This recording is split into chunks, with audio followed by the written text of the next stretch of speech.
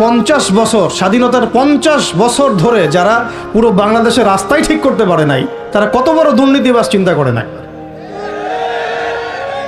50 বছর ধরে একটা দেশকে রাডারবিহীন থাকতে হচ্ছে, স্যাটেলাইটবিহীন থাকতে হচ্ছে, পারমাণবিক কোনো অস্ত্র নাই, নিউক্লিয়ার কোনো মিসাইলস নাই, কোনো জিওপলিটিক্যাল বড় বড় রাষ্ট্রের সাথে অ্যালায়েন্স নাই। পক্ষান্তরে উল্টা কুফার, তাগুত, মুশরিকদের দাসত্বে আপনাদেরকে আমাদেরকে নিয়ে গেছে। তাহলে 50 বছরের খেয়ানতের লিস্ট করলে মানে এক আসমান থেকে দ্বিতীয় আসমান পর্যন্ত হবে আর কি লিস্টটা। এত খেয়ানত 50-60 বছর হয়ে গেছে। এখনো যে বিষয়গুলো নিয়ে আমাদের কথা বলতে হচ্ছে, এটাই হচ্ছে সবচেয়ে লজ্জার। আলোচনার গন্তব্যটা হবে এরকম যে সিরাতের আলোকে দিন প্রতিষ্ঠা, সিরাতের আলোকে দিন প্রতিষ্ঠা। কারণ আমাদের দেশে দিনের রাজনৈতিক অবস্থান নাই, আমাদের দেশে দিনের রাজনৈতিক অবস্থান নাই। দিন কয়টা ক্ষেত্রে কায়েম করতে হবে, দিন সিরাতের আলোকে কায়েম করতে হলে কয়টা ক্ষেত্রে কায়েম করতে হবে সেটা আগে জেনে নেই। আচ্ছা, তার আগে একটা জিনিস আলোচনা করে নেই যে দিন কায়েম কি দুনিয়াবি কাজ না ইবাদত? এতটুকু তো বোঝেন, দিন কায়েম একটা ইবাদত। নামাজ, সওম, যাকাত, জিহাদ, তাবলীগ, দিন প্রতিষ্ঠা, যেটাকে আমরা আরবিতে বলি ইকামাতে দিন, এটা কি? তাহলে একটা নিঃসন্দেহে ইবাদত। আমাদের নবীজি করেছেন, নবীজি নিজে করেছেন তো, সাহাবায়ে কেরাম এই যে 1400 বছর ধরে সলফে সালেহিন, আকাবের, আমাদের আসলাফরা করেছেন না? সবাই করেছেন। আচ্ছা, এখন এটা যদি ইবাদত হয়, ইবাদত কবুলের শর্ত কয়টা? একজন বলেন দেখিন, ইবাদত কবুলের শর্ত কয়টা? 3টা, তাই তো? বেসিক শর্ত কয়টা? 3টা। একটা হচ্ছে ইবাদত হতে হবে এক আল্লাহর জন্য। কার জন্যে? তাহলে এই আল্লাহর জমিনে সিরাতের আলোকে দিন কায়েম করার লক্ষ্য উদ্দেশ্য থাকবে শুধু এক আল্লাহর সন্তুষ্টি অর্জন করা, শুধু এক আল্লাহকে রাজি খুশি করার জন্যে আমরা আল্লাহর জমিনে দিন কায়েমের চেষ্টা করব। খালাস, কথা ঠিক আছে? আচ্ছা, যদি এখানে উদ্দেশ্য থাকে না আমি আমার পদের জন্য চাচ্ছি, না আমি নেতৃত্বের জন্য চাচ্ছি, না আমি কোনো একটা ফেরকার আমির হওয়ার জন্য চাচ্ছি, অথবা আমি কোনো রাজনৈতিক পদের জন্য চাচ্ছি, তখন এবাদতটা এবাদত বলে গণ্য হবে না, বা এবাদতটার নেকির জায়গায় গুনাহ হতে পারে, নেকির জায়গায় গুনাহ হতে পারে, কারণ সেটা আল্লাহ পাকের সন্তুষ্টির জন্যে ছিল না। মানুষ আমাকে পপুলার মনে করে তাই আমি একটু গলা ফাটায় কথা বললাম, বিষয়টা এরকম না। কথা এখান থেকে আসবে না, কথা এখান থেকে আসবে, কথা এখান থেকে আসবে না, কথা আসবে কোত্থেকে? এখান থেকে এসে আরশে আজিমের মালিক পর্যন্ত পৌঁছাতে হবে। এই উদ্দেশ্যে আমার কথাগুলো হবে, কাজগুলো হবে। তাহলে দিন প্রতিষ্ঠার উদ্দেশ্য হবে এক আল্লাহর সন্তুষ্টি অর্জন করা, এটা প্রথম কথা। 2, রিজিক হালাল হতে হবে, সেটা তো আমরা জানি। রিজিক কি হতে হবে? হালাল হতে হবে, যেটা আমাদের 90%-এরই কম বেশি হারাম। কম বেশি কি 90%-এরই হারাম। দাড়ি টুপি পাগড়ি জুব্বা পরে আমরা যারা চলাফেরা করি, আমাদেরও বহু মানুষের রিজিক হারাম। অনেকেই সুদি কারবার করি, সুদি লেনদেন করি, অনেকেই মাপে কম দেই, অনেকে আবার আল্লাহর রাস্তায় সময় দিচ্ছি, বোনের সম্পত্তি দেই না। অনেকে দেখা যায় মাল সিন্ডিকেট করি। দাড়িওয়ালা লোক ফার্ম ঘাটে বসে ব্যবসা করছে, মাপে কম দিচ্ছে। দাড়িওয়ালা লোক যাত্রাবাড়িতে তার একটা গোডাউন আছে, সেখানে সে পণ্য মজুত করছে, সিন্ডিকেট করে দাম বাড়াচ্ছে। রিজিকটা কি হালাল হলো না হারাম হলো? তো রিজিক হালাল হওয়াটা এত কঠিন শর্ত, যেটা এই যুগে আসলে উতরে ওঠা খুব কঠিন। এই কারণে বহু কিছু হচ্ছে, আবেগ অনেক কিছু হচ্ছে, বড় বড় অনেক লেকচার আমরা দিচ্ছি ঠিকই, বাস্তবতা আসছে না। বাস্তবতা হচ্ছে যে আমরা সোশ্যাল, রাজনৈতিক, অর্থনৈতিক বিভিন্ন জায়গায় এখন পর্যন্ত ওই শক্তি অর্জন করতে পারি নাই যে শক্তি ওমর রাদিয়াল্লাহু আনহুর সময় আমাদের ছিল। এটা তো বাস্তবতা। কিন্তু মাঠে ময়দানে আমাদের কথা হচ্ছে মাশাআল্লাহ, অনেক বড় বড় কথা আমরা বলছি, অনেক সময় শোডাউন করে জনবল দিয়ে বা স্লোগান দিয়ে মনে করছি যে আমরা অনেক কিছু করে ফেলেছি, কিন্তু বাস্তবতাটা এমন না। বাস্তবতা অনেক অনেক অনেক বেশি খারাপ, যেটা আমরা চাই এই খারাপ অবস্থাটা দূর হোক। এই জন্যে আলোচনাগুলো আসা উচিত। বাস্তবতা হচ্ছে আবেগ দিয়ে দিন প্রতিষ্ঠা হবে না। আবেগের দরকার আছে, তবে আবেগের উপরে বিবেককে স্থান দিতে হবে এবং খুব ডিপ্লোম্যাটিক হতে হবে। বাস্তবতা বুঝতে হবে, প্রজ্ঞা হিকমার সাথে আমাদেরকে আগাতে হবে। অনেক সময় মনে হচ্ছে আমাদের সংখ্যা অনেক, কোটি কোটি, 12 কোটি 14 কোটি। আসল যুদ্ধক্ষেত্রেই দেখা যাবে আসলে আমাদের সংখ্যা আসলেই কত। ঠিক আছে? তো মূল জায়গায় আসি আবার, আমি একটু ভিতরে চলে যাচ্ছি যে আমরা যদি একটা কাজকে ইবাদত মনে করি, সেই কাজটা ইবাদত হিসেবে গণ্য হওয়ার জন্যও 3টা শর্ত আমাকে পূরণ করতে হচ্ছে। আল্লাহ পাকের সন্তুষ্টির জন্যে, 2 হচ্ছে সেই কাজটা করতে গিয়ে, আমার ইবাদত করতে গিয়ে আমার রিজিকটা অবশ্যই হালাল হতে হবে। এই দুটোতেই আমরা আটকে গেছি। কিন্তু কারাগারে আমাদের ওলামায়ে কেরামগণ বসেছিলেন, তারা আলোচনা করছিলেন যে আমরা সবাই এক সেলে বসে আছি, আসলে কি সমস্যা, সবাই সমস্যা নিয়ে মোজাকারা করছেন আর কি। সমস্যাটা কি হলো?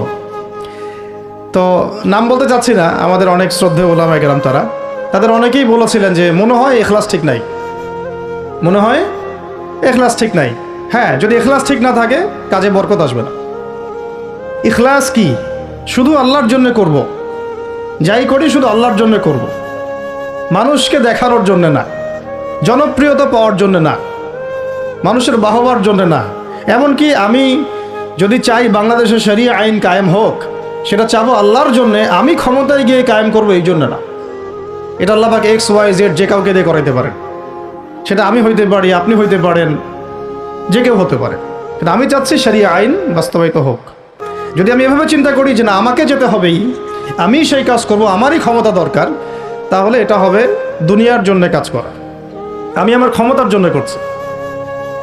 তো মূল বিষয়টা হচ্ছে সাহাবায়ে কেরাম রাদিয়াল্লাহু আনহুম আজমাইন তারা নিজেরা দায়িত্ব এড়িয়ে যেতেন, মানুষ জোর করে তাদেরকে দায়িত্ব দিতেন। এর ফলে কাজে বরকত হতো, ইখলাস ঠিক থাকতো। তারা দিনের বেলা ঘোড়সাওয়ার থাকতেন, রাতের বেলা দরবেশ থাকতেন। এই জন্যই দেখা যায় যে উমর রাদিয়াল্লাহু আনহুর খেলাফতের সময় একটা বকরির বাচ্চাও না খেয়ে মারা যায় নাই। সুবহানাল্লাহ।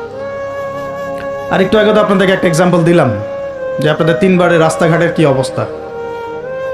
তাহলে 50 বছর, স্বাধীনতার 50 বছর ধরে যারা পুরো বাংলাদেশের রাস্তাই ঠিক করতে পারে নাই, তারা কত বড় দুর্নীতিবাজ চিন্তা করে নাই।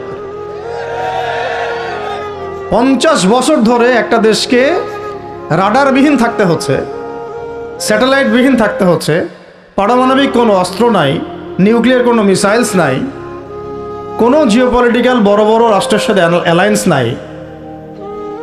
পক্ষান্তরে উল্টা কুফার, তাগুত, মুশরিকদের দাসত্বে আমাদেরকে নিয়ে গেছে।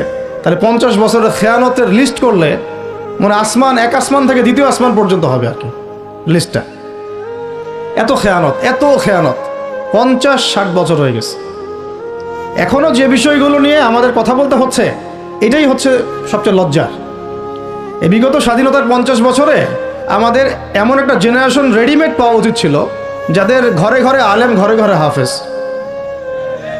এখন ঘরে ঘরে খুঁজলেও, বোম মারলেও আলেম বের হয় না, ঘরে ঘরে খুঁজে ছান মারলে একটা করে হাফেজ বের হয় না, আলেম বের হয় না। ঘরে ঘরে ছান মারলে যে কোনো একটা টিকটকার ঠিকই বের হয়।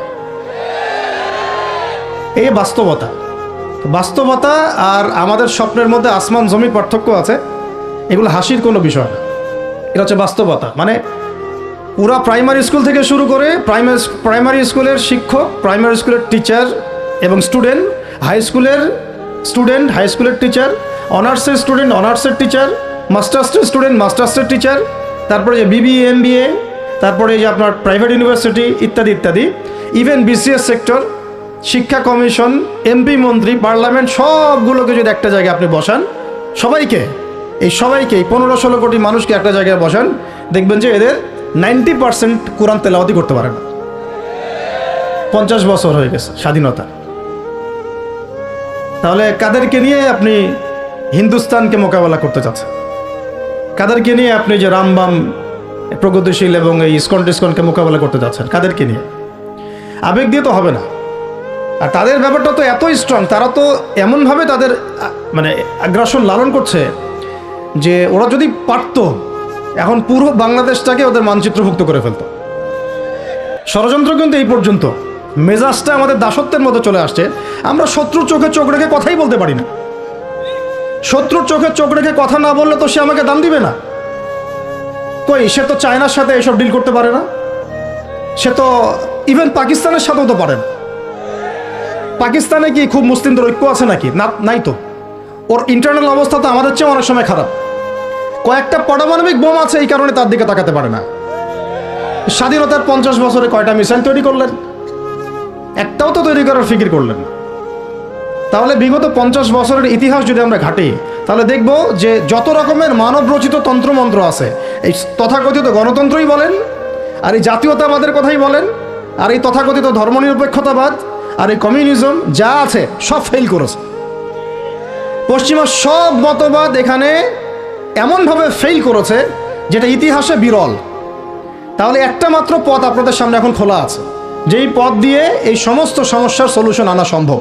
সেই পথটাই হচ্ছে ওই যে লেখা আছে, সিরার আলোকে উম্মার সংকট নিরসন করা।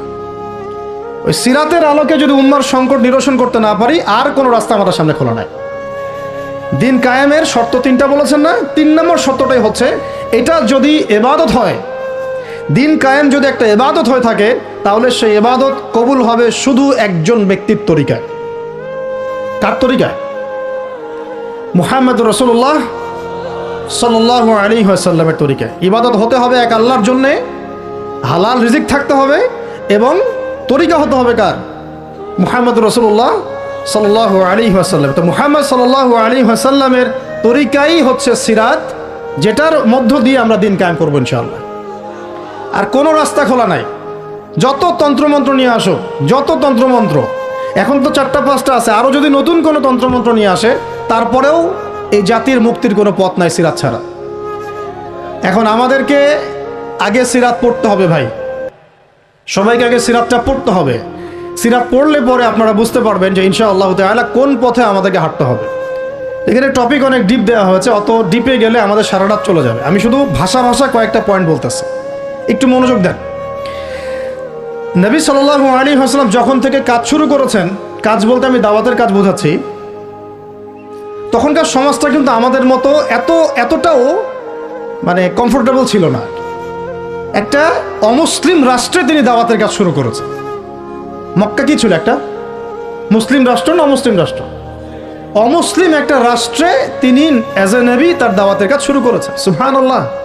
এবং তিনি সেই রাষ্ট্রের একজন পরিচিত ব্যক্তিত্ব, যাকে আস-সাদিক আল আমিন বলে ডাকা হয়, যার আগেও কোনো গুনাহ নাই, পরেও কোনো গুনাহ নাই।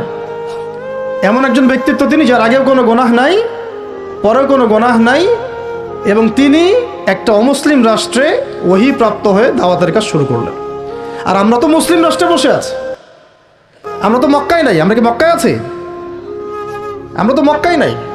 যদি মক্কায় না থাকি, তাহলে এরকম নতজানু পররাষ্ট্রনীতি কেন? আমরা যদি মক্কার মতো পরিবেশে না থাকি, তাহলে এত নতজানু পররাষ্ট্রনীতি কেন? তাহলে ভারতের মধ্যে আমাদের যে মুসলিম ভাইরা আছে, তারা কি করবে? তাহলে ভারতের যে মুসলিম ভাইরা আছে, তারা কি করবে? তারা কি ওদের পা ধরে করবে, সালাম করবে? হিন্দুদের পা ধরে সালাম করবে? বলেন তো। আমরা তো একটা মুসলিম রাষ্ট্রে আছি, তো মুসলিম রাষ্ট্রে থাকতে এত নতজানু পররাষ্ট্রনীতি কেন? এত দাসত্বের শৃঙ্খল কেন? তো তিনি দাওয়াতের কাজ শুরু করেছেন প্রথম কি দিয়ে, এটা একটা ফ্যাক্ট। আমরা আসলে আলোচনাগুলো আপনাদের চাইতে তাদের শোনা দরকার, যারা আলোচনা যারা করে আর কি। মানে আমি চাই বেশি বেশি তাদের সাথে কনভারসেশন করতে, যারা উম্মাকে নিয়ে ফিকির করেন, কোন দাওয়াতের কাজ করতে যান, বা মুআল্লিম বা আলেম বা হাফেজ, তাদের সাথে কথা বলা দরকার। তাদেরকে আগে বোঝানো দরকার বিষয়গুলো। অনেকেই বুঝেন না। অনেকে বায়াবিও দাওয়াতি কাজ করছেন উইদাউট এনি প্ল্যাটফর্ম। অনেকে দাওয়াতি কাজ করছেন উইদাউট এনি কানেকশন উইথ ওলামা। আলেমদের সাথে কোনো কানেকশন নেই, দাওয়াতের কাজ করতে আসেন, এটা বায়াবিও প্ল্যাটফর্ম ক্রিয়েট করে রাখতেছেন। তো আমাদেরকে আগে তাদের সাথে কথাবার্তা বলা দরকার, যে মৌলিকভাবে আমরা আসলে কিভাবে আগাবো আর কি। প্র্যাকটিক্যাল কথায় আসেন। এই যে আমরা এতগুলো কথা বলছি না, আমি আপনাদেরকে পুরা পথ ও পদ্ধতি এখানে গিলায় খাওয়াই দিতে পারবো, কিন্তু বিশ্বাস করেন, গিলে খাওয়ার পরে আপনি কিছুই করতে পারবেন না। কেন পারবেন না? আপনার কোনো অ্যাসোসিয়েশন নাই, কোনো ফাউন্ডেশন নাই, কোনো সংগঠন নাই, কোনো রাজনৈতিক ক্ষমতা নাই, কোনো রাজনৈতিক দলও নাই, রাজনৈতিক কোনো অ্যাপ্রোচও নাই। কিন্তু একটা সেকুলার রাজনৈতিক দল আপনার চেয়ে ভালো ফিল্ড ওয়ার্ক করতে পারবে, কারণ তার চেইন অফ কমান্ড আছে। আমাদের তাওহীদপন্থীদের কোনো চেইন অফ কমান্ডই নাই। বলে আসতেছি বিগত 5 বছর 10 বছর থেকে একই বয়ান, মাথায় ঢুকে না জিনিসটা, যে চেইন অফ কমান্ড বলে একটা কিছু আছে। যেখানে একজন আমির নাই, যেখানে একজন ইমারা নাই, একটা আমির নাই, আস-সামউ ওয়া তাআ নাই, বায়আ নাই, যেখানে শুনলাম, মানলাম, আনুগত্য করলাম, আমির, মামুর, জামা, ইমারা এগুলো নাই, সেখানে তো চেইন অফ কমান্ড আসবে না। তাবলিগ জামাত কাজ করছে না? করছে কি না? একটা সুরা পর্ষদ আছে না, সুরায় নেজামি আছে না, আমির আছে না, কাজ করতেছে, ফলাফল পাচ্ছে মাশাআল্লাহ। জামাত ইসলাম কাজ করছে না? একটা চেইন অফ কমান্ড আছে, প্রত্যেকটা জেলায় জেলায় শাখা আছে, তারা তাদের উপরের লেভেল থেকে কোনো ডিরেকশন আসলে সেটাকে রুট লেভেলে বাস্তবায়ন করছে। হেফাজত ইসলাম তো আসলে কোনো রাজনৈতিক ব্যাকগ্রাউন্ড থেকে আসে নাই, এটা এসেছে, আপনারা তো জানেন হিস্ট্রি, কোন প্রেক্ষাপটে এটা তৈরি হয়েছে, শাপলা চত্বরে ঘটনা, তাই না? আর জামাত ইসলাম, আর কথা হচ্ছে যে আমাদের তো মানে পৃথক পৃথক প্ল্যাটফর্মগুলোর মধ্যে একটা ঐক্যবদ্ধ সমন্বয় সবার আগে দরকার, তারপরে আমাদের একটা একটা বৃহত্তর চেইন অফ কমান্ড দরকার। তখন কি হতো যে উপর থেকে একটা কিছু ছেড়ে দিলে একদম নিচ পর্যন্ত আসতে সময় লাগতো না। এখন এগুলোর বাইরে আবার যারা চান যে না, কোরআন এবং হাদিস, ইসলামী ইমারা, শরিয়া এগুলো বাস্তবায়ন হবে, দাওয়াতের সাথে সাথে জিহাদ থাকতে হবে, এবং আমরা কোনো গণতন্ত্র, সেকুলারিজম এইসব পশ্চিমা আদর্শে যাব না, তারা ফেসবুকে বায়োবিও ঘুরে বেড়াচ্ছেন। সবাই ফেসবুকে বায়োবিও ঘুরে বেড়াচ্ছেন, ইউটিউবে ইন্ডিভিজুয়ালি কাজ করছেন, সবার নিজস্ব স্বতন্ত্র মার্কাস, মাক্তাবা ইত্যাদি ইত্যাদি, কোনো সমন্বিত প্রয়াস নাই। এইভাবে তো হবে না। এইভাবে কি হবে? সর্বোচ্চ এককভাবে কিছু দাওয়াত দেওয়া যাবে। কিন্তু নবী সাল্লাল্লাহু আলাইহি ওয়াসাল্লাম ওহী প্রাপ্ত হওয়ার পরেই দাওয়াতের যে কাজ শুরু করলেন, এটাই চেইন অফ কমান্ড। সুবহানাল্লাহ। একটা জামার মধ্যে তিনি সবাইকে নিয়ে আসছেন। খেয়াল করে দেখেন, প্রথম ওহী আসলো কি সংক্রান্ত? ইকরা বিসমি রাব্বিকাল্লাযী খালাক, এই তো পড়ুন আপনার রবের নামে যিনি আপনাকে সৃষ্টি করেছে। তো পড়া, তিনি কি পড়তে পারতেন? তিনি তো পড়তেও পারতেন না। তিনি তো বলছিলেন যে মা আনা বিকারি, আমি তো পড়তে জানি না, তারপরে তাকেই পড়তে বলা হচ্ছে, আপনি পড়ুন।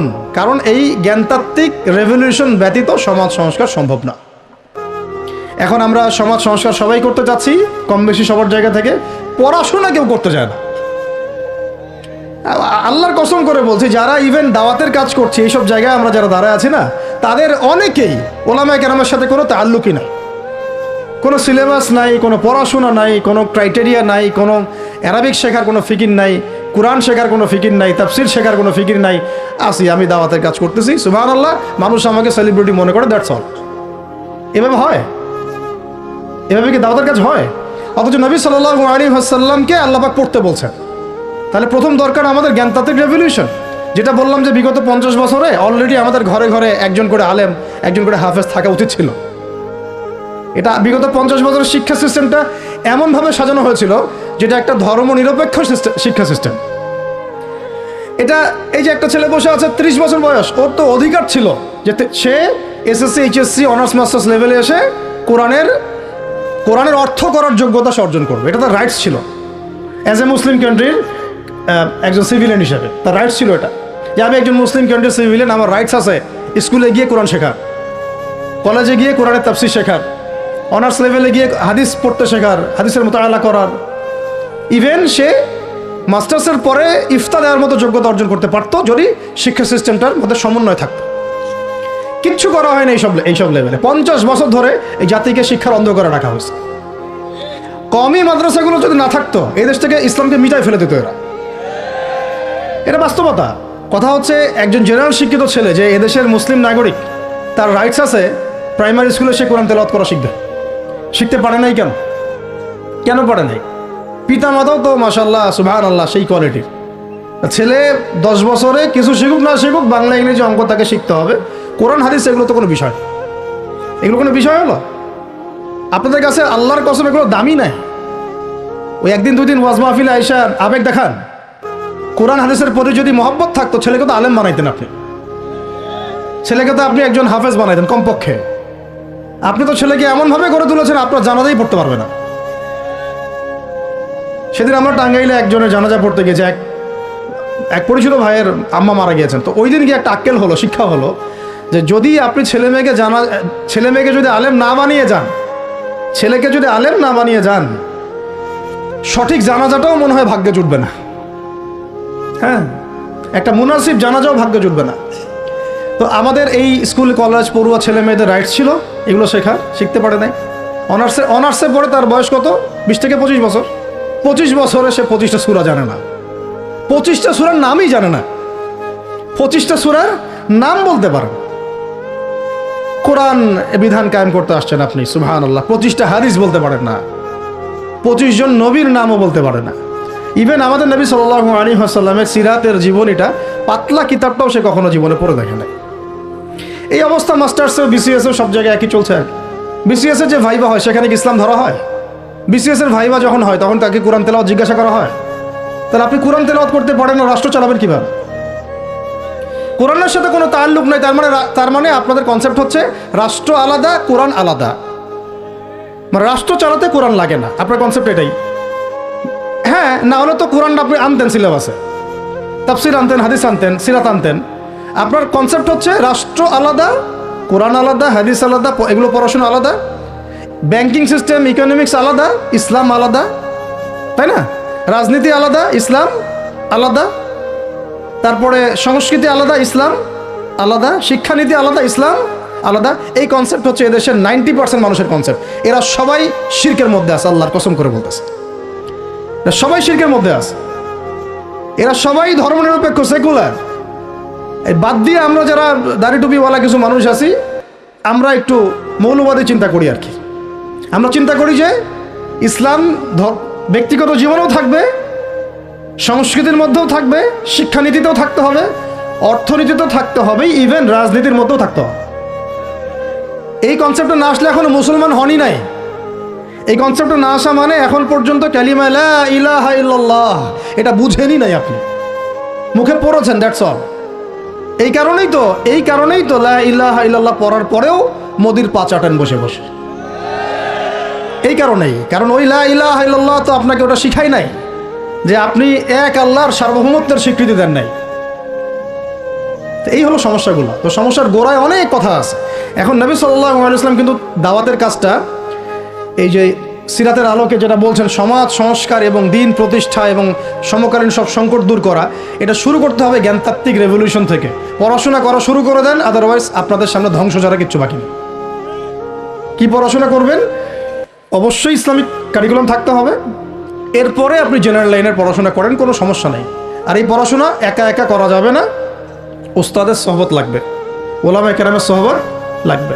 আমি তো এটা বলি যে আপনি কারো লেকচার শোনার আগে আপনি আগে চেক করবেন যে তার ওস্তাদ কে, কোথায় সেদিন শেখে, কার কাছ থেকে সেদিন শেখে, কোত্থেকে সে এই ইলমগুলো অর্জন করছে, তার লোক কোথায়। আবেগে ভাসলে হবে না এখন বিষয়টা। তো পড়াশোনার এখন যে আরও 20 বছর পড়াশোনা না করে আমি কোনো কাজ করতেই পারবো না এমনটাও না, কিন্তু পড়াশোনা আগে শুরু করে।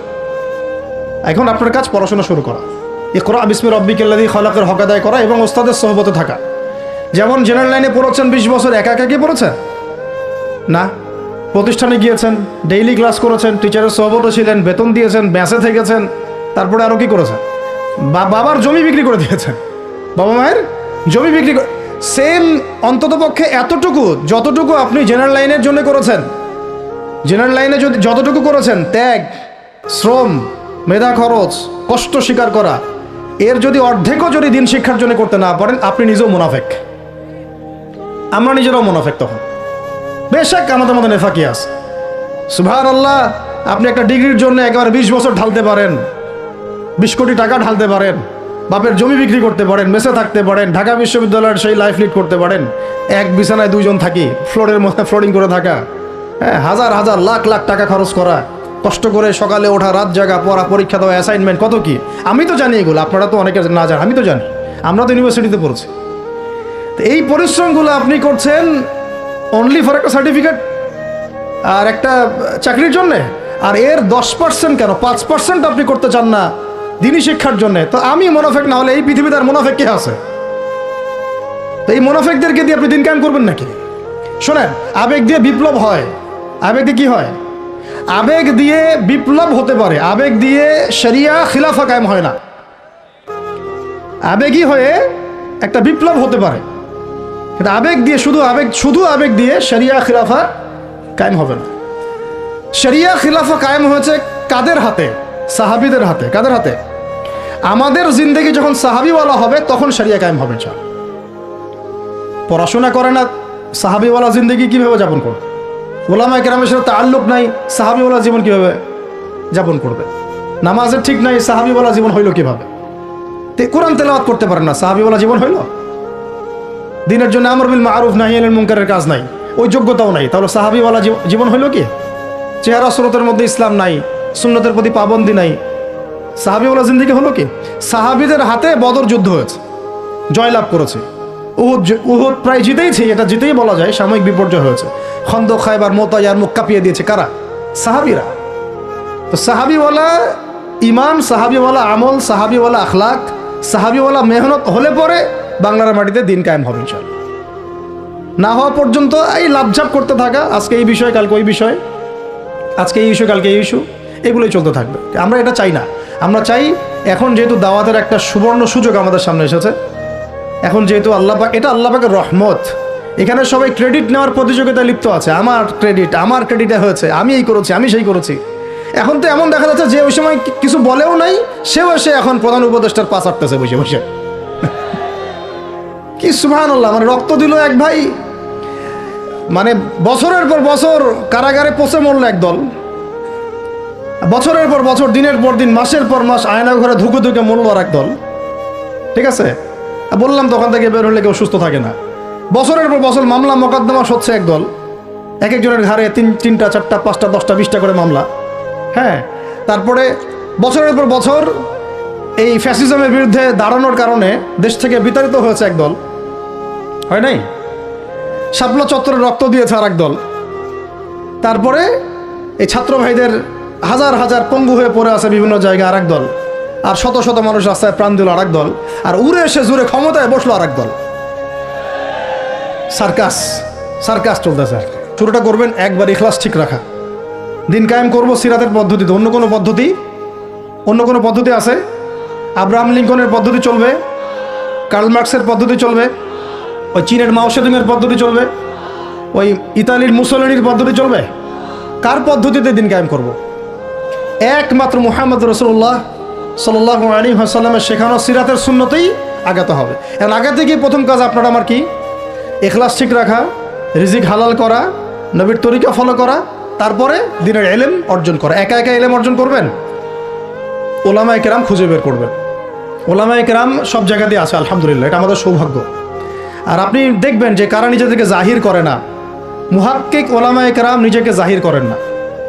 হকপন্থী ওলামায়ে কেরাম যারা, তারা নিজেদেরকে এভাবে জাহির করেন না, এজহার করেন না যে আমি এত বড় পণ্ডিত, আসো আমার কাছে, এইভাবে তারা কথা বলেন না। তা বরং তারা নিজেদেরকে আড়াল করে চলেন, তারা বিনয়ী হন।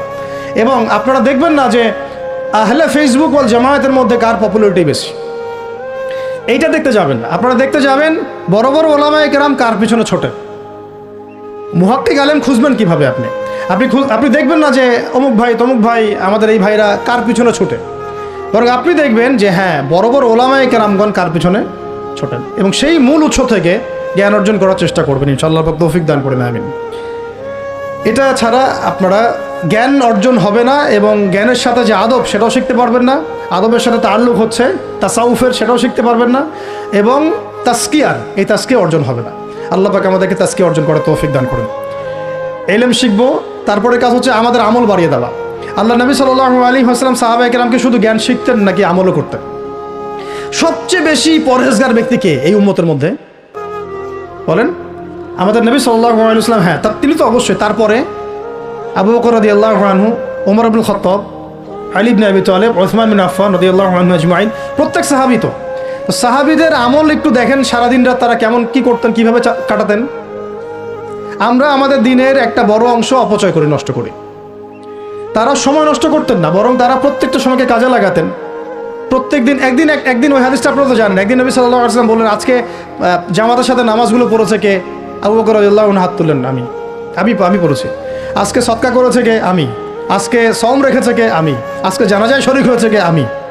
এরকম অনেকগুলো আমলের কথা নবীজি বলেন, সবগুলোই দেখা গেল আবু বকর রাদিয়াল্লাহু আনহু করেছেন। সুবহানাল্লাহ, একদিনে সব আমল। এভাবে তারা দিন কাটাতেন। আপনি আর আমি যদি জুমার দিনে মসজিদে আসি তাহলে তো সমস্যা ভাই, আমাদের দ্বারা তো হবে না। আল্লাহ পাক আমাদেরকে যেন ইসলাহ করার তৌফিক দান করেন, আমিন।